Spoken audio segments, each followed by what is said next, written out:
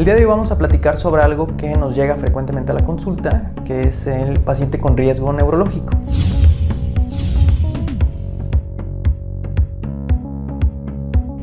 Entonces, es muy frecuente que en ocasiones en donde hubo alguna situación particular en el embarazo o en el nacimiento de los bebés, así como poco tiempo después de que han nacido, que tanto neuropediatras, pediatras, neonatólogos nos envíen al servicio de medicina, rehabilitación o fisiatría a los pacientes con un diagnóstico de riesgo neurológico.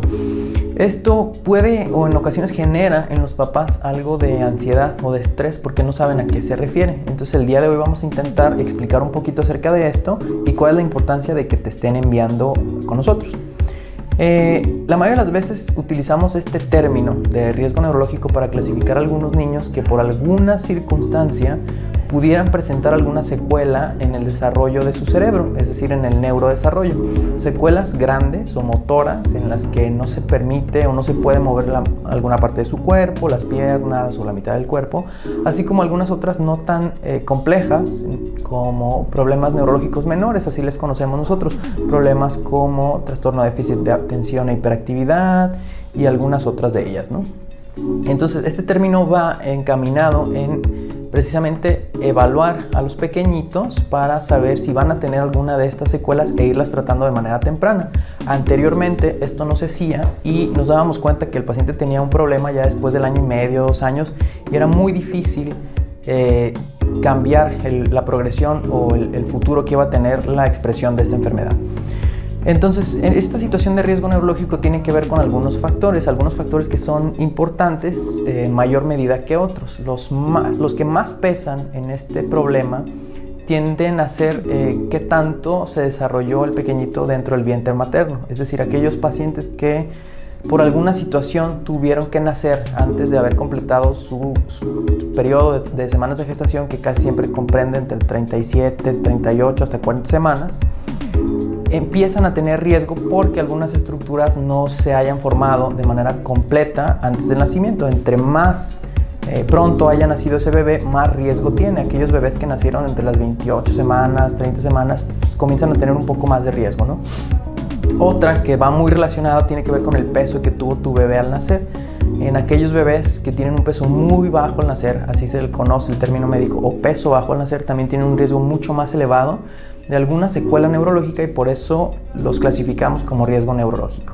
Algunas otras cosas también importantes tienden a ser cosas que sucedieron durante el parto, durante el proceso de concepción del bebé, como que la mamá hubiera tenido alguna infección y esto generará fiebre materna o alguna otra situación de este estilo. Y aquellos que son después del nacimiento, en un periodo relativamente cortito, antes de los 2 años, tienden a poner al pequeñito en riesgo también en el desarrollo porque es la parte más importante o donde es más frágil el cerebro para desarrollarse. Situaciones como crisis convulsivas o que tu bebé se ponga amarillo, que se conoce como ictericia, terminan dándole o confiriéndole este problema de riesgo neurológico. Ahora bien, cuando nos llega un pequeño de estas características, lo más importante es captarlo, o sea, que lo envíen de una manera temprana. Tenemos algunas medidas de tratamiento y algunas medidas de diagnóstico y predicción para estos pequeñitos. Si nos llegan en las primeras semanas, normalmente tomamos un video de sus movimientos. La manera en que tu bebé se mueve dentro de algunos periodos de tiempo nos permite predecir cómo se está desarrollando su cerebro y qué problemas pudiera tener de manera subsecuente en cuanto a motricidad. Algunas otras cosas que se conocen como escalas de clasificación, donde nosotros realizamos algunas pruebas con tu bebé y le damos un puntaje, nos permiten saber más o menos hacia qué enfermedad se va dirigiendo tu pequeñito o qué secuela de estas enfermedades, ¿no?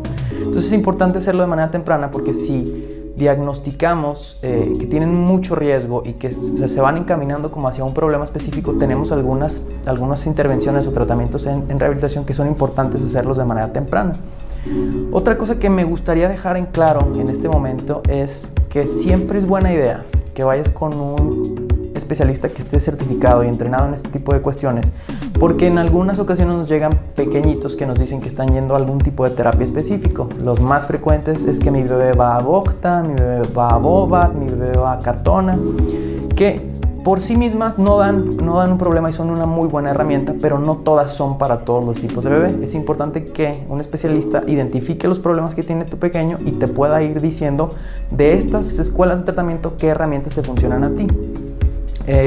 Normalmente seguimos el desarrollo de estos bebés hasta al menos los 5 años. Vamos comparándolo con lo que sabemos que es normal, qué va a ser tu bebé en cuanto a motricidad fina, en cuanto a lenguaje, en cuanto a problemas cognitivos, para saber que va adecuándose a lo que se espera para su edad.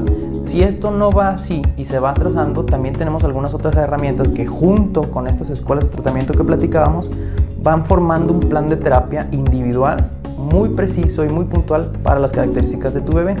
Todo esto con la intención de disminuir las secuelas que se pudieran generar. Tenemos algunos pacientes que tienden a tener una evolución muy buena y no se ve casi nada de secuela de estos problemas, y algunos que, dependiendo la lesión que hayan tenido, pudieran tener un poco más de secuelas. Cuando estas se presentan, también tenemos algunas opciones para minimizarlas.